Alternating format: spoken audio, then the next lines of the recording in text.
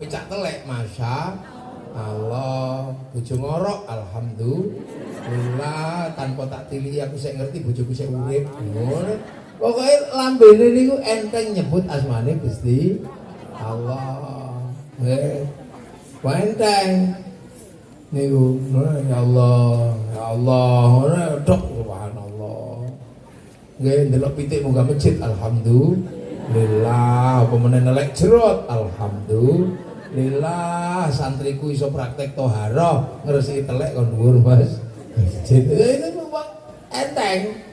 Wa malaikatihi lan sampeyan kudu percaya karo malaikate Gusti Allah ono 10. Nggih, sampean apal 10 kabeh nggih mboten napa-napa. 10 mek apal siji tok ya oleh pokoke. Sampean sing seneng sing endi? Seneng sing mungkar nakir ya pokoke sampean apalno. Sebagian takok marrobuka, Allah Rabbi wis iki